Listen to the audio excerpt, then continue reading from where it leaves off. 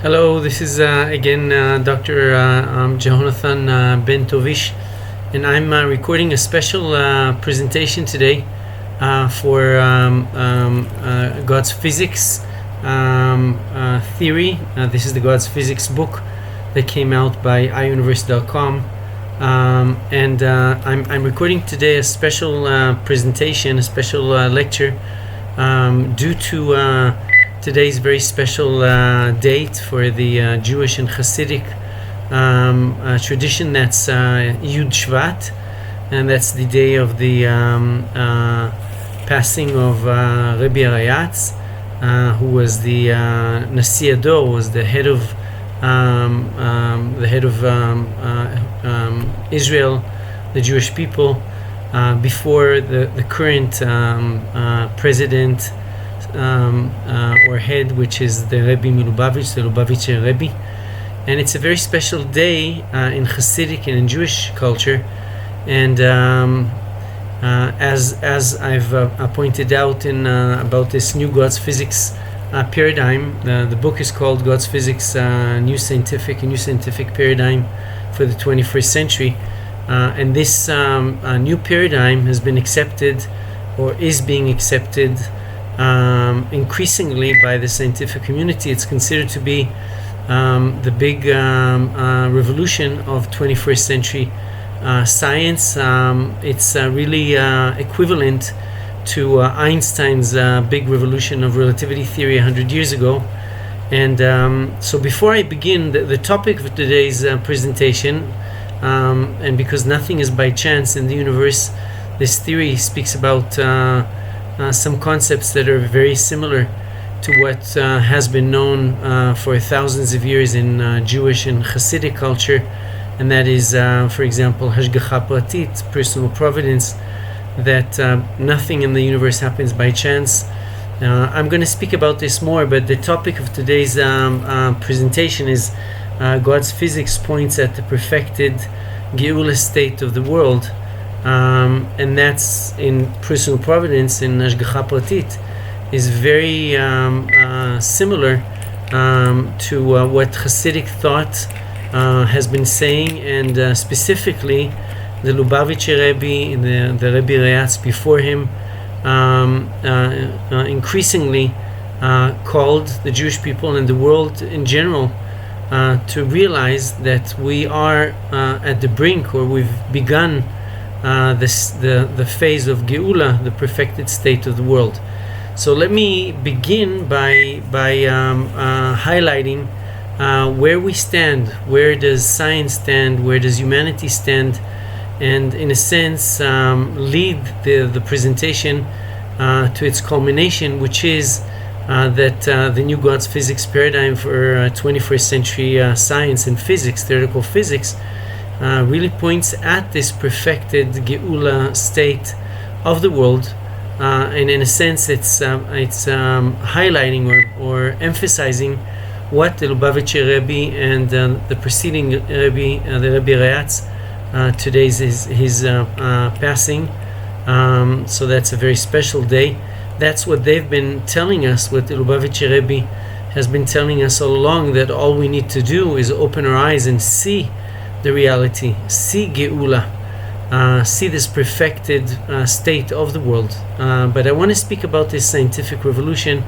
The book, the God's Physics book by iUniverse.com, I've written that for the layman reader. It's being translated now in several languages. It's available all over the world. And so my emphasis is that these lectures are aimed and are geared towards the layman reader.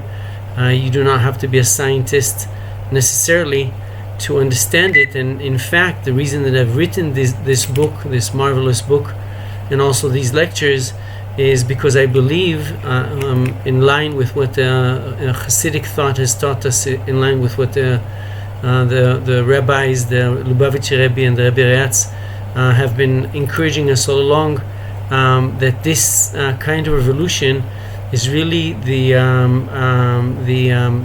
right of all of humanity. It's geared towards the whole of humanity, not just scientists. So let me begin by just again highlighting the fact that science is a human endeavor. Science is not a divine undertaking. It's a human endeavor, but it is aimed at revealing or discovering closer and closer understandings of truth, of what is the real nature of the physical universe, what's the real nature of human life, etc.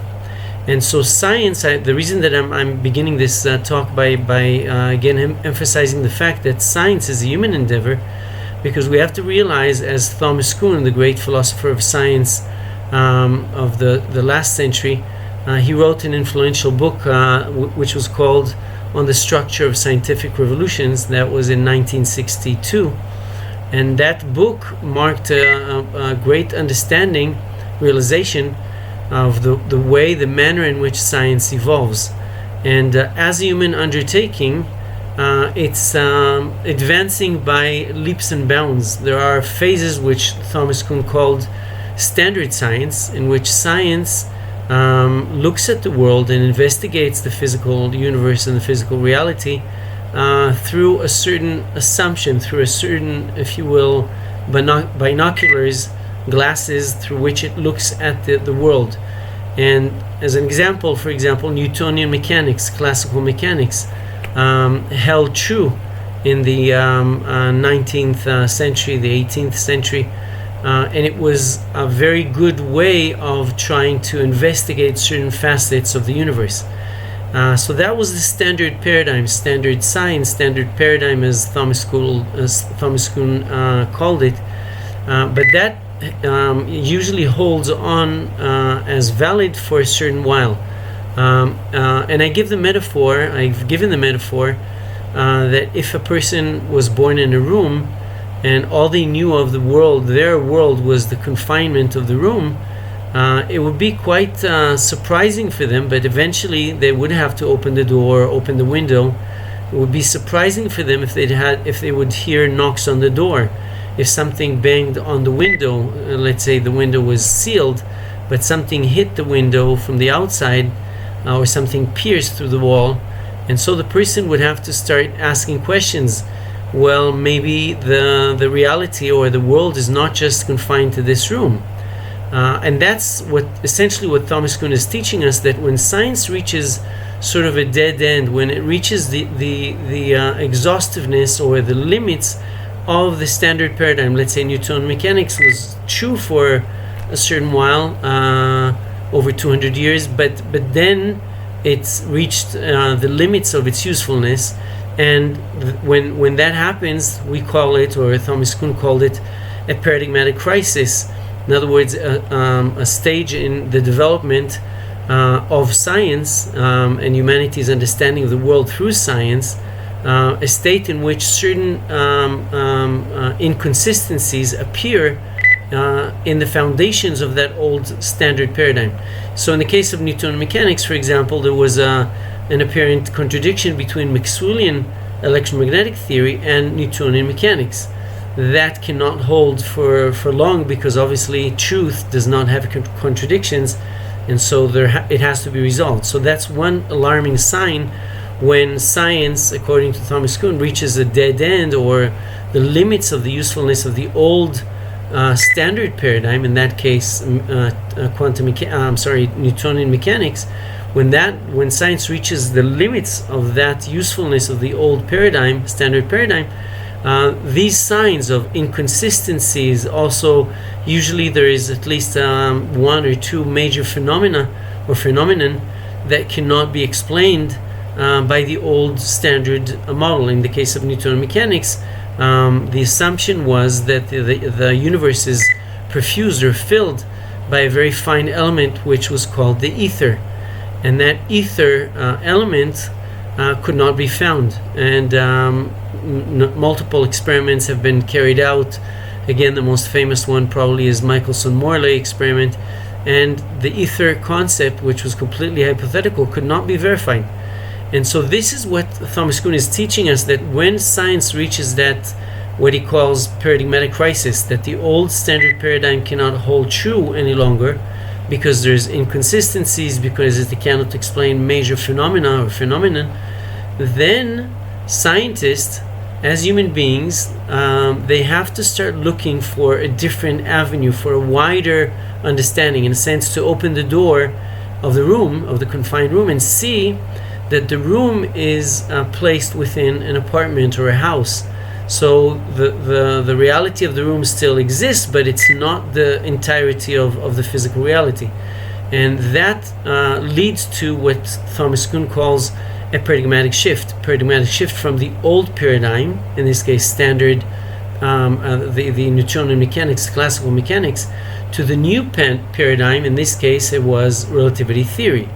And indeed what Thomas Kuhn is teaching us is that when science inevitably reaches that brick wall, that dead end, in which the confinement of a room, they have to be open up, and the reality has to be discovered, that there is a house and then there is a neighborhood, etc. At that phase, Thomas Kuhn is teaching us of a paradigmatic shift, the way that science, and especially scientists, will be willing to expand their understanding of the universe into this newer paradigm or new paradigm. That happens when the new paradigm can do two things, principally can prove or can carry out in a satisfactory manner two essential issues. One, it can resolve the apparent inconsistency that seems to exist in the old paradigm. We said that Newtonian mechanics was inconsistent with Maxwellian electromagnetic theory. So one, the new paradigm has to resolve the inconsistencies between the theoretical inconsistencies that exist within the old paradigm. The second thing is that this new paradigm or newer paradigm has to be able to explain that unexplained phenomena. In the case of the ether concept, so relativity theory discarded the ether concept. Einstein had a very famous article, I believe it was one of the famous 5 articles in his 1905 Annus Mirabilis, and essentially he said that the ether concept is superfluous. He cancelled the ether concept based on the grounds that it cannot be found experimentally, so it has to be discarded. So the second item, the second criteria for scientists to embrace a new paradigm is when they can say, okay, the new paradigm or newer paradigm can offer an alternative explanation for that phenomena, that unexplained phenomena. And indeed, Einstein's new relativity theory was able to discard the ether concept and resolve the issues that were related with that. And then the third thing, which is probably the most important, is that the new paradigm has to be able to identify at least one, what we call critical prediction, one condition, one prediction, one situation or condition that can be verified experimentally, and for that condition or that prediction, critical prediction, unique critical prediction of the new paradigm, the new paradigm has a different prediction than the old paradigm. In the case of Einstein's relativity theory, he identified one of these critical predictions, which was the perihelion pathway or curved pathway of Mercury around the Sun. And the prediction, the unique prediction of relativity theory, general relativity theory specifically, was different than the corresponding prediction of Newtonian mechanics, because Newtonian mechanics, which was the old paradigm at that time, at the turn of the 20th century, because the old paradigm, the old Newtonian mechanics paradigm, essentially predicted that the curvature, the curvature of Mercury's perihelion pathway around the Sun would have a value of 0.8 arc, and Einstein's prediction, due to the curvature of space-time by massive objects, that's one of the essential characteristics of general relativity theory. So because of that curvature of space-time by massive objects, Einstein's unique critical prediction predicted that the curvature of Mercury's pathway around the Sun would be 1.6 arc rather than 0.8, double the value. And when in fact a new paradigm is able to resolve the apparent theoretical inconsistencies within the old paradigm, is able to offer a satisfactory explanation for those unexplained phenomena such as the ether in the case of Newtonian mechanics, and is able, that's the critical condition, is able to come up with a critical prediction that is unique to the new paradigm and that cannot be explained by the old paradigm. Again, in the case of Einstein's general relativity theory, when Eddington, the famous British astronomer, was able to measure and find out and validate experimentally that the curvature of Mercury's perihelion pathway around the sun was in fact what Einstein predicted, 1.6 rather than 0.8, at that point scientists have to accept and eventually do accept the new paradigm.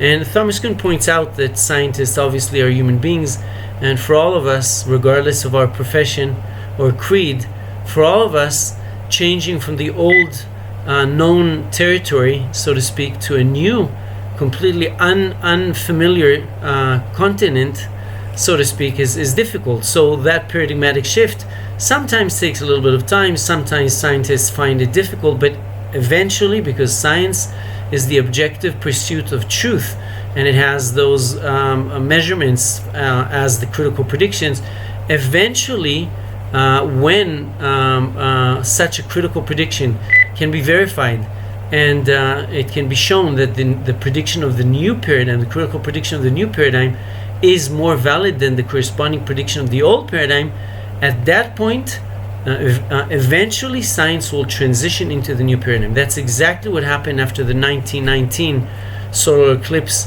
where Eddington verified Einstein's general relativity theory's critical prediction. And the thing is, the point that I'm trying to get at is that we stand today, I've spoken about this in previous presentations, I'm opening international physics conferences and scientific conferences with keynote lecture about this new paradigm, this new God's physics or computational unified field theory, new paradigm. There's been over 60 peer-reviewed scientific articles published, 2 special issues dedicated by international journals to this new paradigm, this new revolution in 21st century physics and science more generally. So we stand at a historic point, because at this point in time there's been already 2 initial validations of 2 unique critical predictions of this new God's physics paradigm. Without getting into too many details, I'll just mention the fact that those 2 critical predictions, which essentially are equivalent to Eddington's verification of relativity theory, general relativity theory, after which science had to accept, and scientists had to accept, the new paradigm for 20th century physics, which was relativity theory. And we stand at the same point, equivalent point, where due to the validation of 2 critical predictions of this new God's physics paradigm, which I'm going to highlight in a second, due to this empirical validation of those 2 critical predictions of the new God's physics paradigm, which are different than the predictions of relativity theory and quantum mechanics, the old paradigm, science and scientists are accepting and have to accept this new God's physics paradigm as the new satisfactory scientific paradigm for 21st century science and physics. So let me just allude very briefly, because I've spoken about this and it's a complex topic. The 2 critical predictions are: 1, it's called the proton radius puzzle. It's a phenomenon that cannot be explained, hence the name, the proton radius puzzle. It's a phenomenon that cannot be explained by relativity theory or quantum mechanics, and essentially it points at the fact that when you take a hydrogen atom, which is comprised of 1 proton, 1 neutron, which together form the nucleus, and then 1 electron circling that nucleus, and you compare that hydrogen atom to an altered hydrogen atom, which we'll call a muon hydrogen atom, in which the positively charged proton particle is replaced by another positively charged particle, but this is the muon, which is more massive than the proton. And so when we compare the radius of the proton within the standard hydrogen atom, in which there's a proton, and then when we compare that to the proton diameter when we have the muon in that hydrogen atom,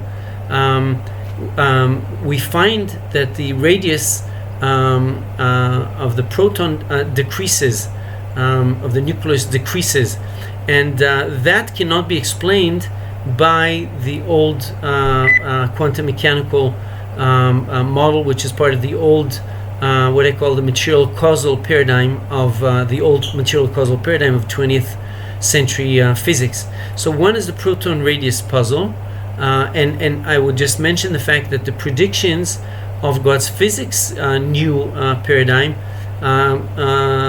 precisely predict that decrease in the radius of the proton of the nucleus, a decrease in the radius that is predicted due to the fact that according to the new God's physics paradigm, we have, I'll talk about it in a second, we have a universal computational / consciousness principle which computes every spatial pixel in the universe simultaneously.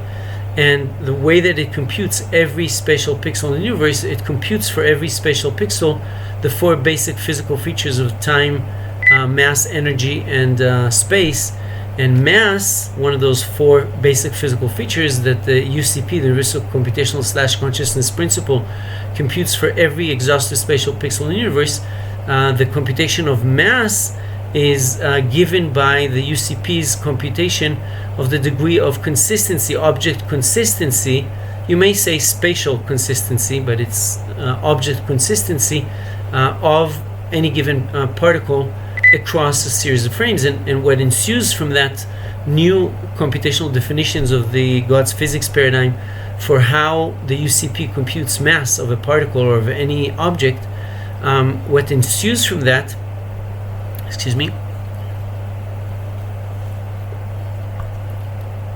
what ensues from that, those new UCP computational definitions of mass, is that a more massive particle, such as a muon, would be computed by the UCP as more spatially consistent, object consistent, or spatially consistent. That means that the radius of the proton and the nucleus would decrease due to the more spatially consistent or object consistent computation of mass by the UCP.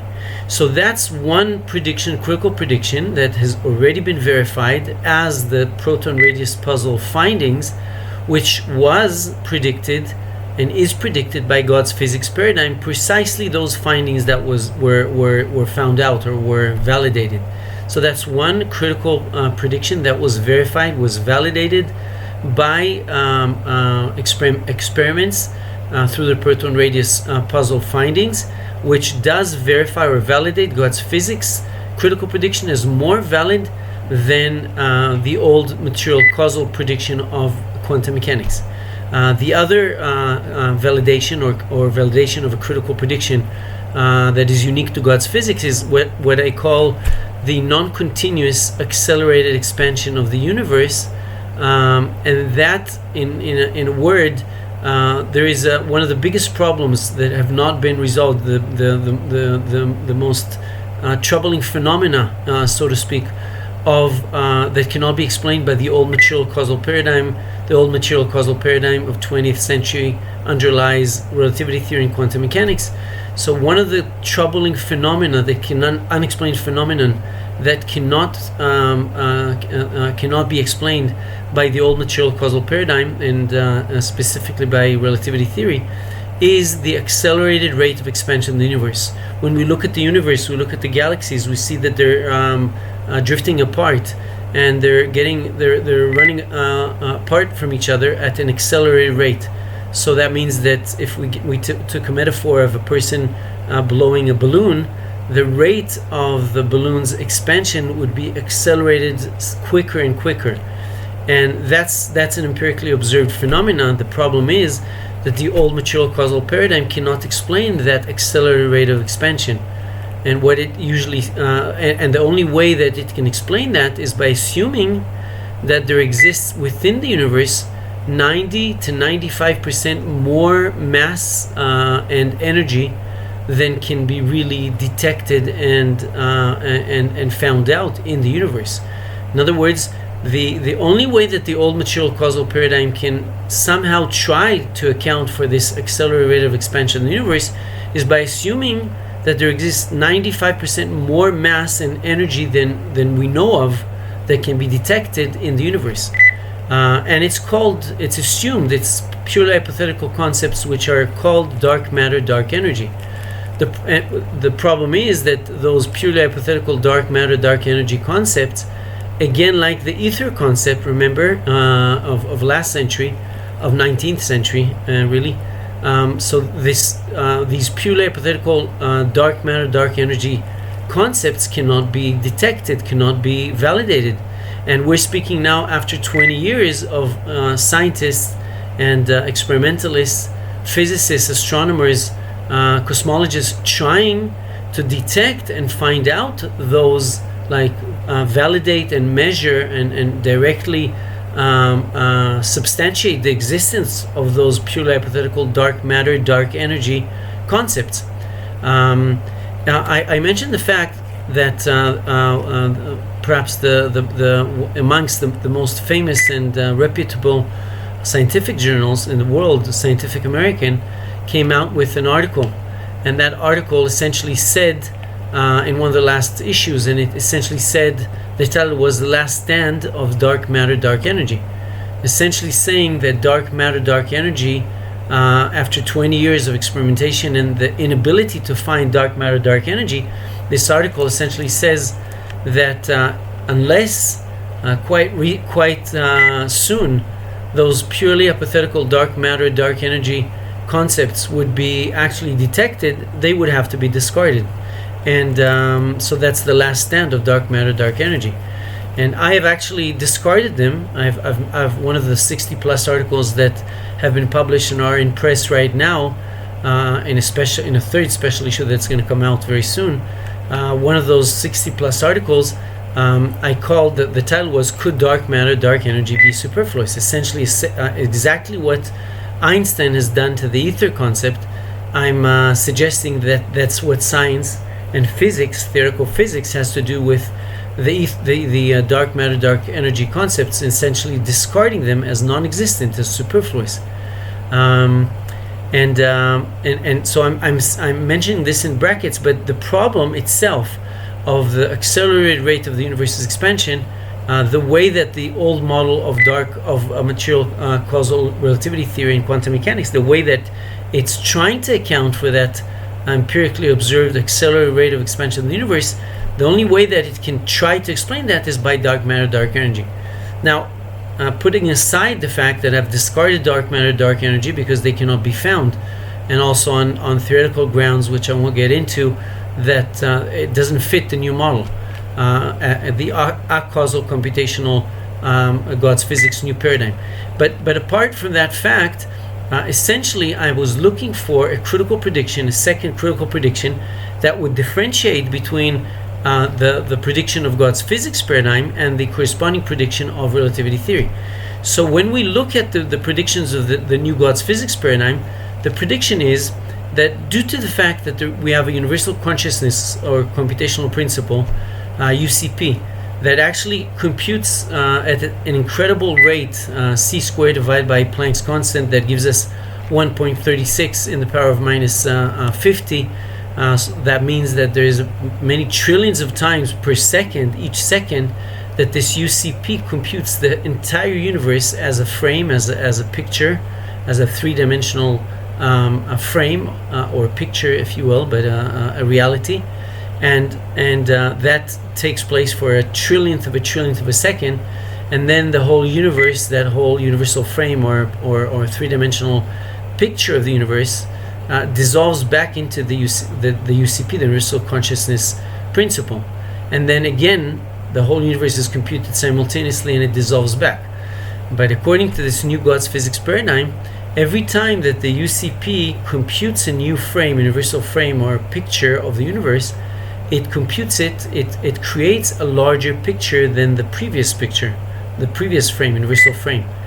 Okay, and there is also an assumption which is called the non-continuous accelerate of the universe.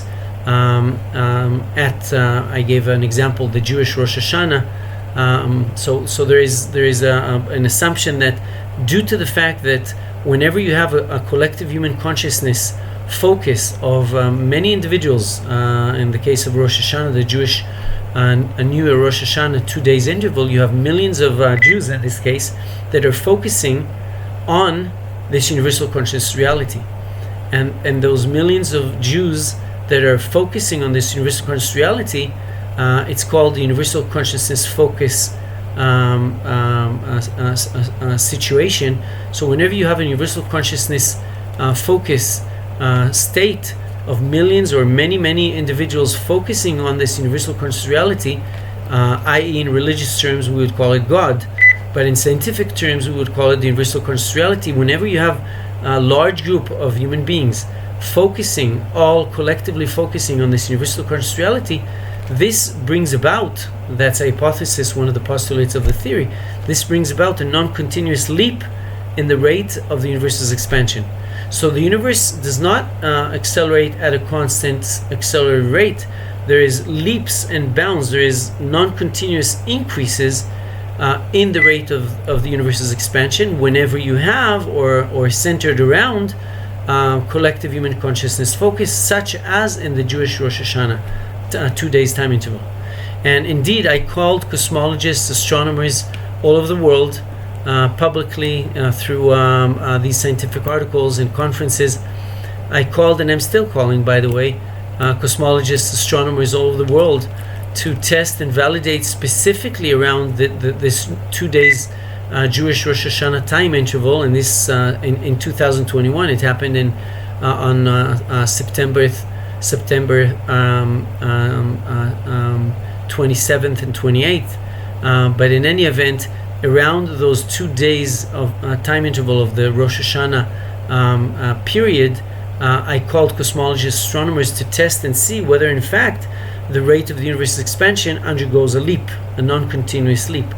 I still did not receive results. I'm still waiting for results to come in, and calling cosmologists, astronomers to collaborate directly with me. I'll give my email again, by the way, even though it's been published. That's Dr. Bentwich, DrBentwich @gmail.com. And scientists, cosmologists, astronomers are welcome to send me results and see whether this critical prediction is validated. But I want to say that over and beyond these 2 days time interval, which is very interesting to measure and validate, but the general prediction, this critical prediction of God's physics paradigm, is in any event different from the prediction of, let's say, relativity theory, or the old material causal paradigm of which relativity theory is part of. And the difference is, a critical difference is, that according to the God's physics paradigm, when we look over a period of time, we would see non-continuous changes, increases in the rate of the universe's expansion. So if we were to measure, let's say, the rate of expansion at the beginning of the universe and the rate of expansion of the universe currently, we would see that it's not the same rate, accelerated rate. There is increases, non-continuous changes or increases in the rate of the universe's expansion. And that is, and according to the old material causal paradigm of relativity theory, even if we assume dark matter, dark energy, which again have to be discarded because they could not be found after 20 years of intensive experimentation. That's what Scientific American is alluding to. But even if it could be found, the dark matter, dark energy, which are completely hypothetical, cannot be found.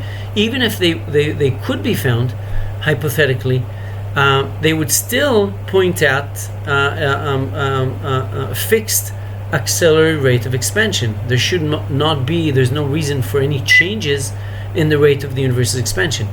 And so the second validation, direct initial empirical validation of the second critical prediction of God's physics new paradigm, is what's called, or what I termed as, the cosmological astronomical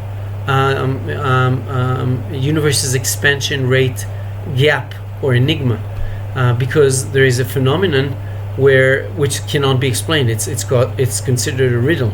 That when cosmologists and astronomers look at the early stage of what they call the background radiation of what's assumed to be the initial stages of the universe's expansion, we find out that the rate of accelerative expansion of the universe is lower, significantly lower than the rate of the universe's accelerated expansion right now. So when astronomers look at the furthest reaches of the universe right now, and they measure the rate of acceleration that's taking place right now, it's a higher rate than what cosmologists measure related to the early stages of the universe's evolution. That's the background radiation, and that precisely validates this critical prediction of God's physics new paradigm, that there is a non-continuous change or increase in the universe's rate of expansion.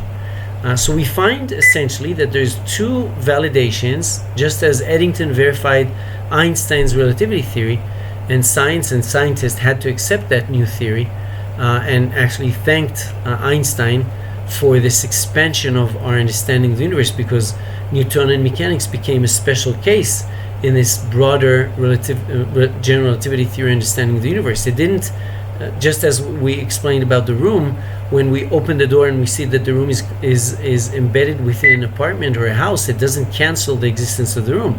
The room exists perfectly well, but it's embedded, it's included within a broader understanding.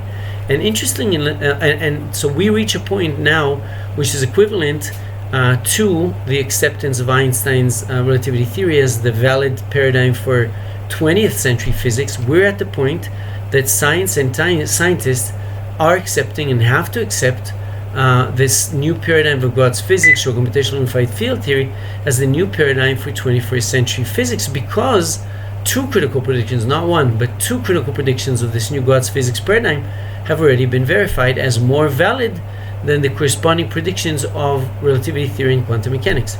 So it's an exciting time. And now that we accept and we understand that the new paradigm, the new satisfactory paradigm for 21st century science and physics more specifically, is God's physics paradigm, now we can start describing the essential postulates that are relevant for our conversation today about God's physics, pointing at the perfected Geulah state of the universe. So now we're at the point of really highlighting and understanding for the layman listener and viewer the essential points, the essential discoveries made by this new God's physics paradigm, and then this would lead us to this fascinating topic.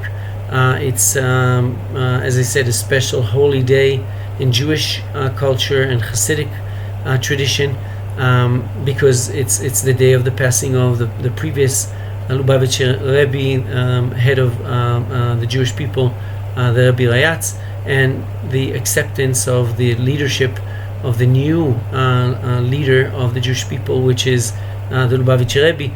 And it highlights the understanding of Hasidic thought about the universe, which is strikingly similar, or essentially identical, you may say, or equivalent to God's physics understanding of the universe. So let me just highlight the major discoveries and the essential points and postulates of this old God's physics, this old material causal paradigm. And more interestingly, what's the new understanding of God's physics paradigm? If I had to say in one word, what's the difference between the old material causal paradigm and the new God's physics paradigm, I would say the old material causal paradigm assumes that everything in the universe is caused by a direct interaction, cause and effect relationships. In other words, when the old material causal paradigm tries to explain the Big Bang model, which is how the universe is assumed to have been created, the old material causal paradigm assumes that the universe has been created by a nuclear event that created the suns, galaxies, space, energy, etc. That's the old material causal assumption that everything operates by cause and effect.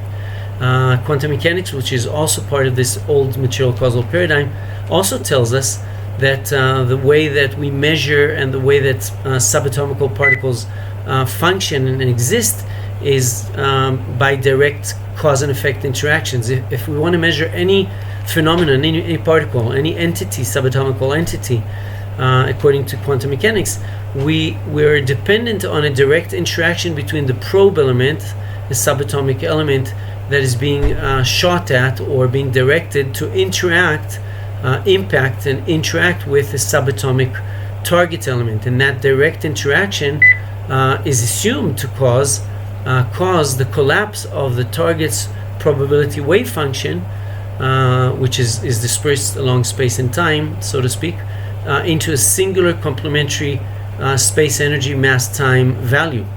And that's also a cause and effect. So the old material causal paradigm assumes that everything in the universe operates by cause and effect and direct interactions.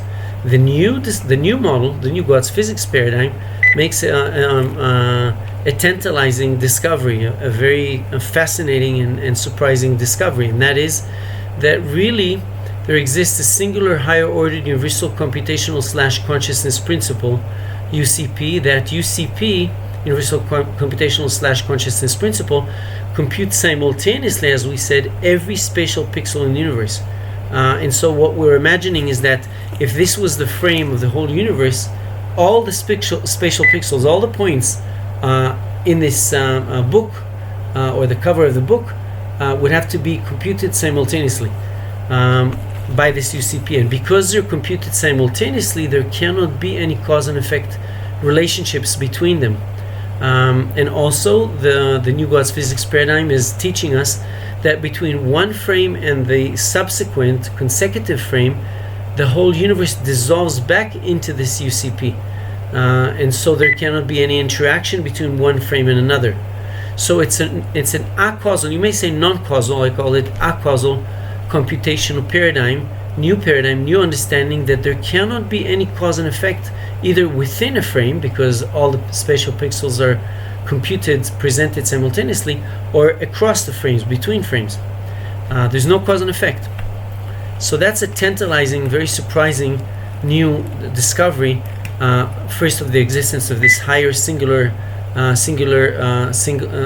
higher ordered universal computational consciousness principle, UCP. And it is creating the universe as a series of frames, but every frame is computed simultaneously. There cannot be cause and effect within a frame.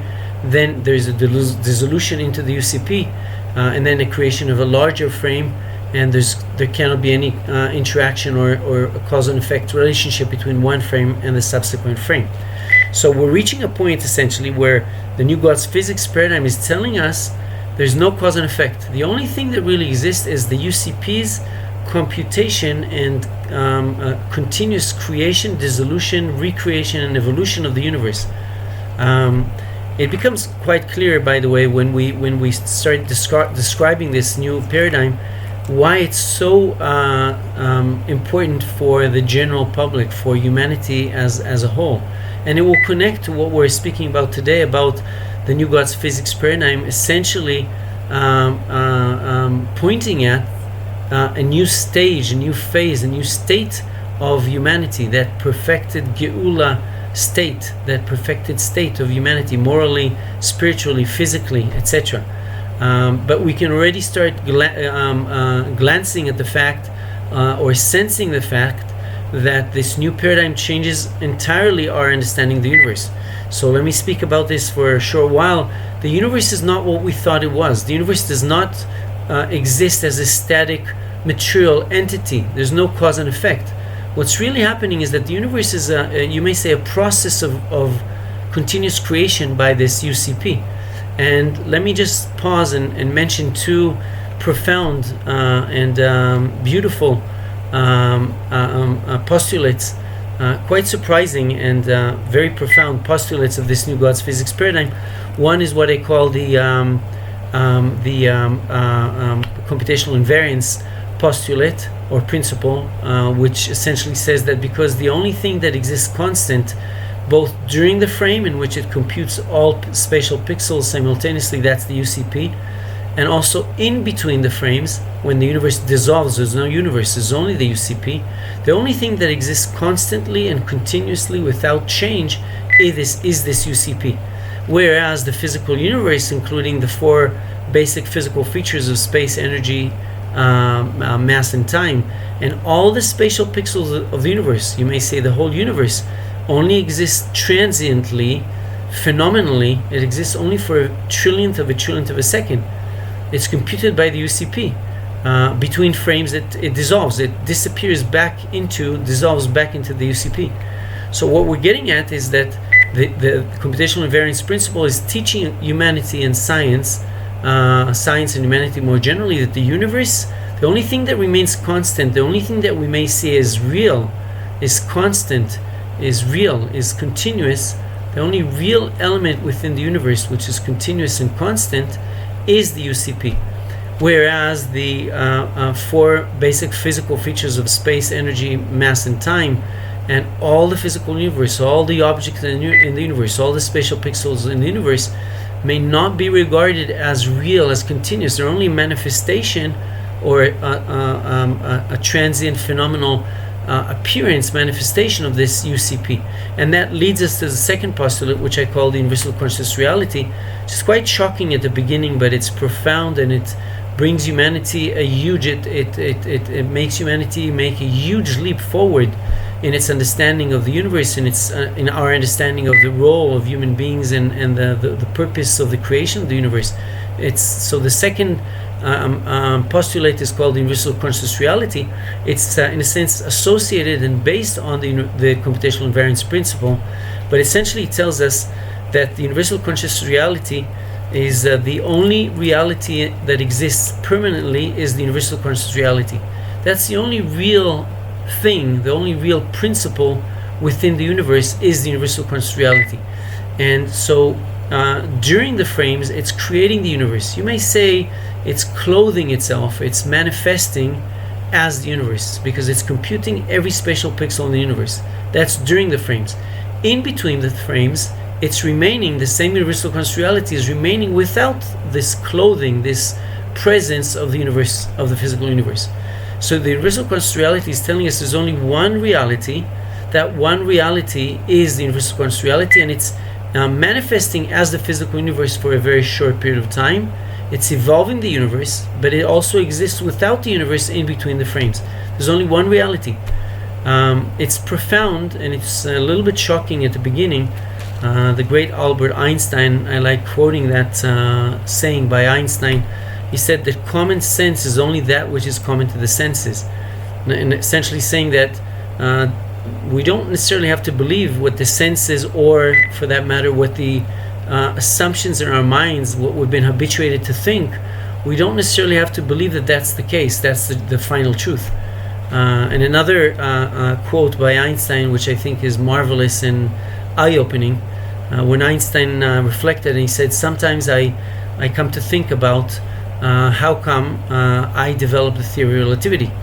That is the general theory of relativity theory. And he says, I think the reason is because most people wonder about space, time, energy, mass, and so forth when they're children, and by the time they become adults, they've figured it out.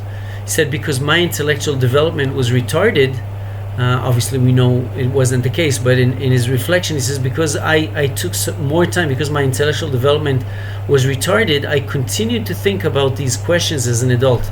Essentially he's telling us that if we were, and we should, open our eyes and look at the universe as a child looks at the universe, not accepting necessarily the common sense, not accepting all the assumptions that we've been habituated to think and assume the world operates in a certain way, then we can arrive at very surprising results, and we can expand our understanding and humanity's and science's understanding of truth, of the real reality of the universe.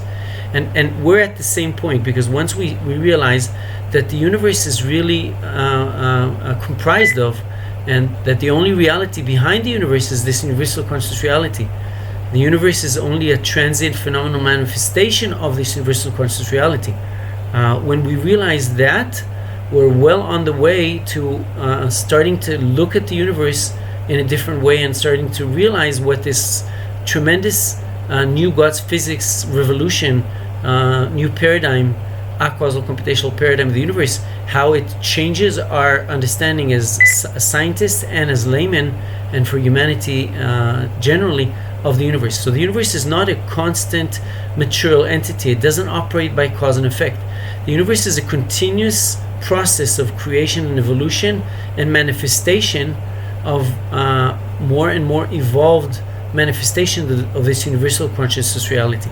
Quite amazing, quite profound. And what comes along with this is a negation, challenging of some of the basic assumptions of the old material causal paradigm. And that includes, for example, a negation of the Big Bang model. The universe was not created by an initial nuclear event. The universe is being created and dissolved and recreated and evolved many trillions of times per second by this universal conscious reality. The universe on the subatomical realm, the collapse of the probability wave function is challenged. Again, the evolution of the universe, the accelerated rate of the expansion of the universe cannot be assumed to be caused by dark matter, dark energy. There cannot be any cause and effect. So the reason that the universe is expanding at an accelerated rate, I hinted at that earlier, is because the universal conscious reality, or UCP, is computing every time a larger frame. And it's computing every time a larger frame in an accelerated format. So it's adding an accelerated number of spatial pixels to each consecutive universal frame. Now, by the way, Darwin's natural selection principle, which also assumes cause and effect, the survival of the fittest in layman terms, in other words, that organism which had assumed, or it's assumed that it had genetic mutations due to the interaction of cosmic rays with the genetic material, that's also cause and effect that cannot really hold true within this new a-causal computation paradigm of God's physics paradigm. And also, the assumption is that once you have these genetic mutations in a specific organism, that organism will interact with the environment. I call it environmental factors. And in that interaction, only those organisms that had beneficial mutations and can fit, and therefore could survive, are more compatible to the environment, therefore could survive in a challenging environment, only those organisms would pass their genetic information to their offsprings. Hence, that species or that line of genetic descendants will survive, whereas the unmutated organisms would be extinct. That also is negated simply because there cannot be any material cause and effect. So we find a new explanation of the evolution of the universe, both biologically and physically, or physically and biologically. And we're starting to get now really closer and closer to the highlight of today's, to the culmination of today's talk. I'll just highlight one more scientific breakthrough with this new God's physics paradigm, so that we understand, even in layman terms, how profound this revolution is. It's the first time in physics, at the center of God's physics paradigm. It appears, by the way, on the cover of this beautiful God's physics book. At the bottom there is the universal computational formula, and at the center of this God's physics new paradigm, there is this universal computational formula, which essentially integrates, for the first time in physics, between space, energy, mass, and time, or space, time, energy, and mass in one formula. And that's the first time in physics that the four basic physicals of the physical reality, space, time, energy, and mass, are united and are really seen as byproducts, as being computed by this singular higher order universal conscious reality. So far, before that, preceding Einstein, the great Einstein, considered one of the two greatest geniuses and scientists the world has ever known, Einstein was able to unify between space-time as a four-dimensional continuum, between energy and mass, the famous E equals mc square, the curvature of space-time by massive objects, but that was not a complete unification of space-time, energy, and mass. And a related problem, by the way, is in the standard model, we know about the four basic forces of nature. Three of them have been explained by the standard model, but the fourth one, which is the gravitational force related to a mass and massive objects, etc., that fourth gravitational force could not be united to the three other forces, the weak, strong nuclear forces and the electromagnetic force. And that's corresponding, by the way, to the inability to merge and unify between relativity theory and quantum mechanics, which seem contradictory of each other. And so this is the first time through this new God's physics paradigm and through this universal computational formula that science is able for the first time to unify relativity theory and quantum mechanics, the four forces of nature, the four basic physical features of nature: space, energy, time, and mass. So it's a major breakthrough in science. And now we're getting closer. Let's talk about the major focus of today's talk, and that is that the new God's physics paradigm is pointing at the perfected state of the world, which I call Geulah. It's a term, by the way, borrowed, as I said, from Jewish Chassidic tradition, but it doesn't matter, because what it denotes is that the universe is gravitating, is actually pre-planned and pre-programmed by the universal consciousness reality to evolve from inanimate matter through animate plants, then animals, which possess a broader consciousness, and then human beings, which possess the most expansive form of consciousness, including within it that expansive form of consciousness is the moral choice, the free moral choice, and then leading to this Geulah perfected, morally, spiritually, even physical perfection. So we start looking at the new God's physics paradigm is saying the universe does not operate by cause and effect. There cannot be any direct or indirect material causal interactions. The universe was not created by a Big Bang. It's not expanding due to dark matter, dark energy.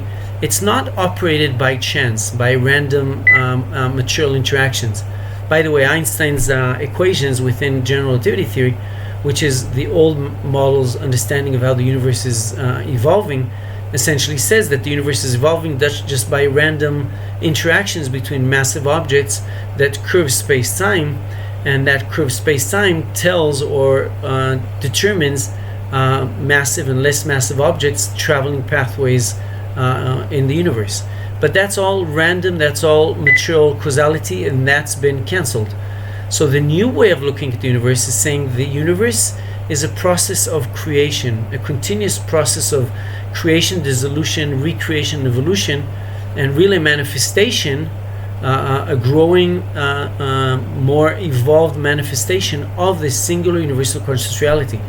And one of the fascinating, profound postulates of this new God's physics paradigm is called the reverse time Geulah goal postulate or hypothesis, and it's essentially saying, and let me give a metaphor so that it would be easier for us to understand. I give this metaphor. Imagine that you have a great king, such as King Solomon, the wisest of men, he's called in the Torah and the Bible. And so imagine that King Solomon was planning, as he did, to build the temple. And when he's planning to build a temple, he has to hire or ask the assistance of a great architect. And that great architect would give, for the approval of King Solomon, would give him the blueprint, illustration, and plans of how this temple would be constructed, how it would appear, what are all of the marbles and lanterns and everything in beautiful coverings and everything, all the details of this immaculate temple.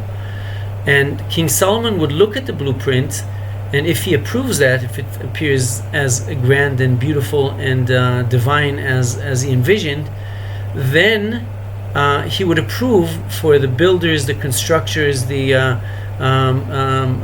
all the workers that are involved in building that temple.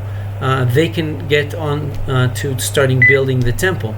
So in other words, before the first block of a marble or brick would be put within the temple, before that happens, what we have to have is a plan, a blueprint plan of the end result, of the goal, of the culmination of the end result of this temple. And this is a metaphor denoting that before the universal conscious reality started creating the universe, it began from the end, from the ultimate goal of the universe, which is the perfected Geulah state of the universe, which I'll talk about.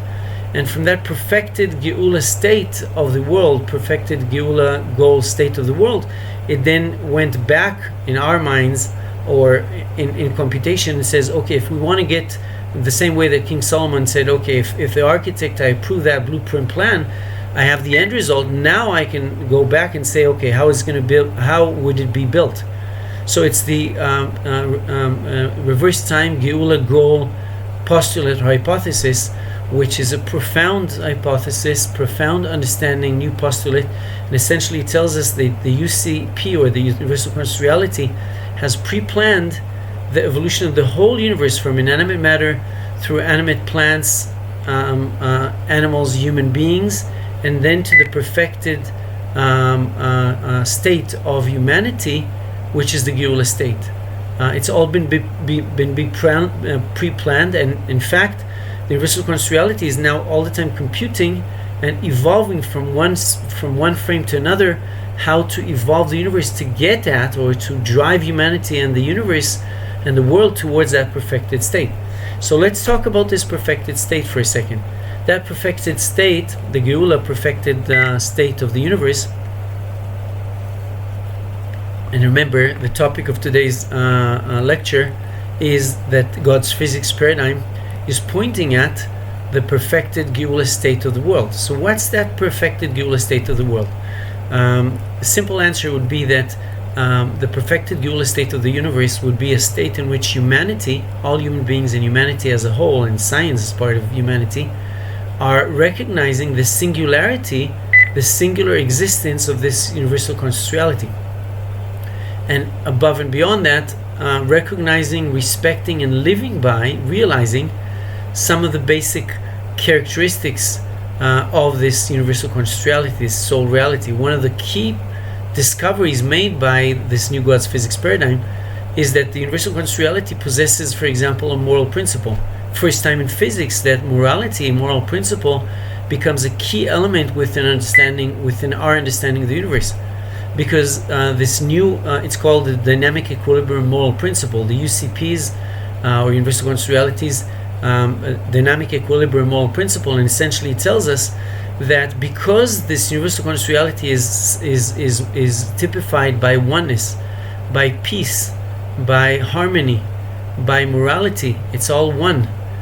So there is an embedded mechanism of correction, so to speak, an embedded moral principle, dynamic equilibrium moral principle, which essentially the universal conscious reality is driving humanity and every human being to correct their actions, or to reinforce and echo and encourage moral behavior, and discourage and teach us not to act in an immoral manner.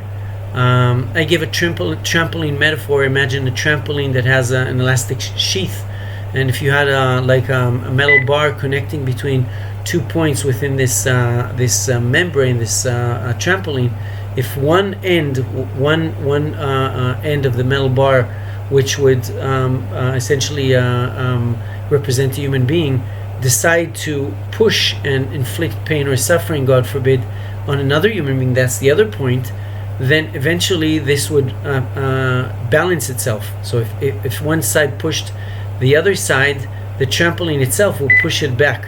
That metaphor essentially tells us gives us an illustration of this dynamic equilibrium moral principle. It tells us that humanity is being taught by the universal conscious reality that it's all one. And the same way that you wouldn't take your right hand of I'm talking about a morally balanced,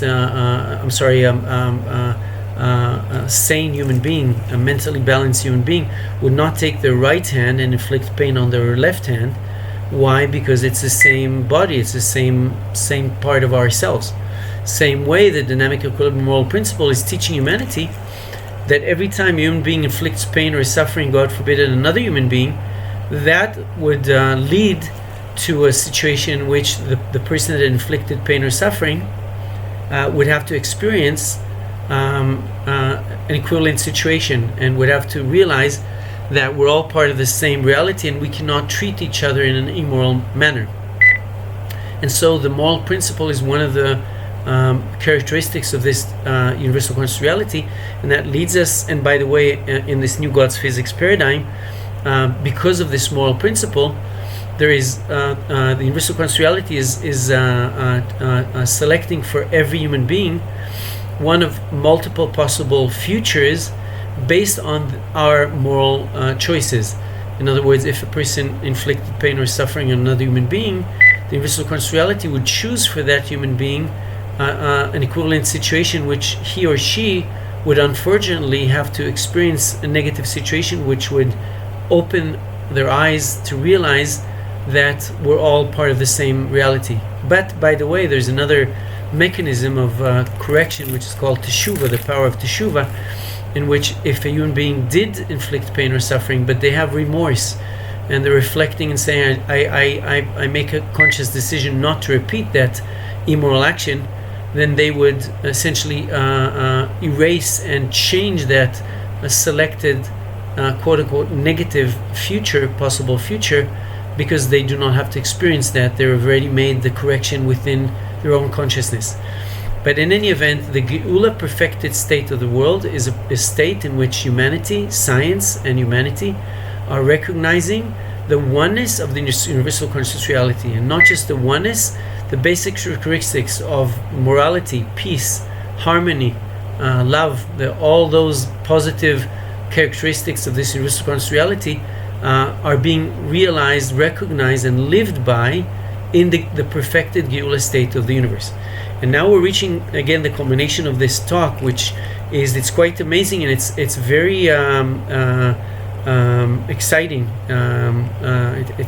It's quite awe-inspiring within us, because we realize that according to this new God's physics paradigm, the universal conscious reality has pre-planned the development of the whole universe from the end, the goal state, the Geulah perfected goal state, in which humanity would recognize the oneness of creation, would recognize the moral principle, would treat each other with respect and love, trying to assist each other.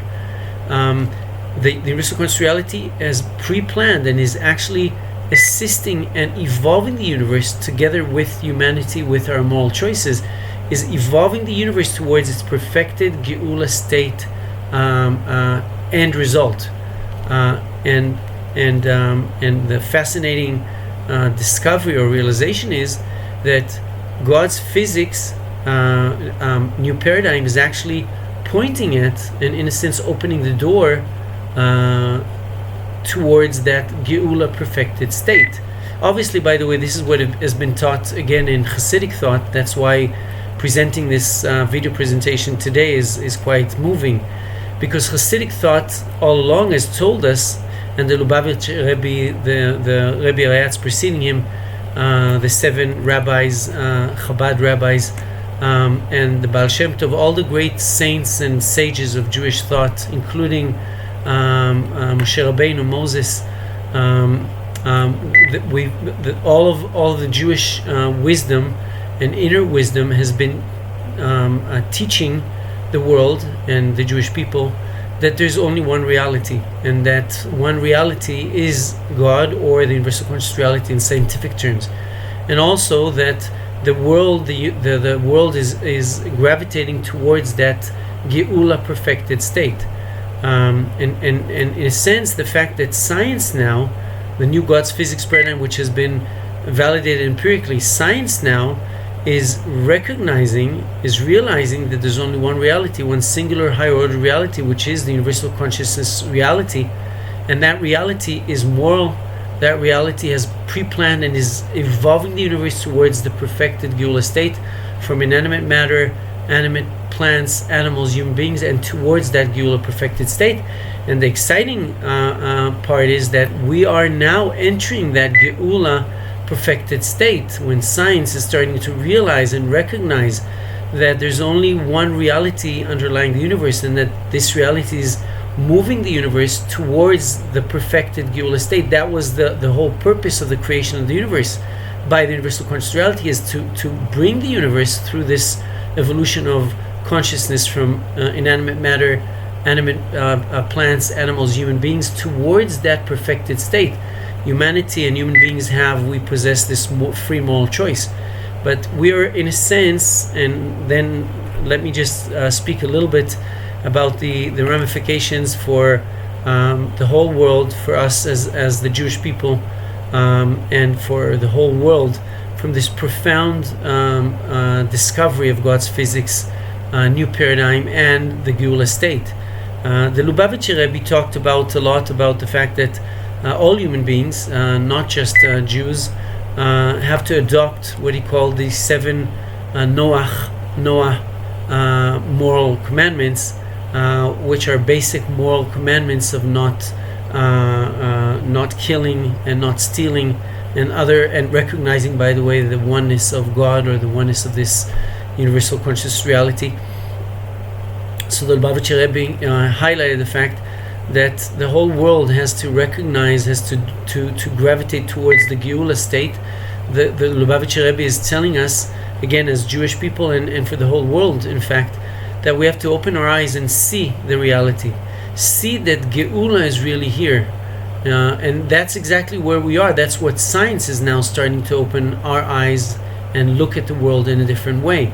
Once science realizes, and we follow science's understanding, and we realize the universe is not material, it doesn't evolve by cause and effect. The universe is a manifestation of this universal conscious reality. There is a purpose for the universe, and in fact, the purpose of the whole evolution of the universe, viewed from this new God's physics paradigm perspective, is that the whole universe has been created and is being created by this universal conscious reality, i.e., God, in religious terms. It's watching over the world. Every second in our life is being produced. Every universal frame is being produced and watched over by this universal conscious reality. And really, when we look at the meaning of this new paradigm, and the equivalent, the parallels between that and Chassidic thought, Jewish profound deep thought, and discoveries, we realize that we live in a universe which cares about our moral actions. We realize that we live in what I call the Hashgacha Pratit, personal providence. Nothing in the universe happens by chance. Every second, every split second in our life is governed by this universal conscious reality. Nothing can operate, nothing can exist without the power of this universal conscious reality and the personal providence of this universal conscious reality. There's a nice story, a profound nice story of the Baal Shem Tov, one of actually the father of the whole Chassidic movement. The Baal Shem Tov was walking in the forest with his followers, and he tried to explain to them the concept of personal providence, that nothing in the universe happens by chance. And one of his students, followers, had difficulty understanding that. And so the Baal Shem Tov told him, look at this leaf that was just released from a tree. It was probably fall time, and the leaf was released. The leaf started falling and hovering and starting to fall down towards the ground. And as it was tossing and hovering in circles in the air until it dropped down on the grass, they were walking through the forest filled with grass. And so when it fell down, the Baal Shem Tov asked one of them to lift it up for a second and look what exists with underneath it. And what they found was that there was a worm that was quite dry. It was still alive, but it was suffering from the heat of the sun.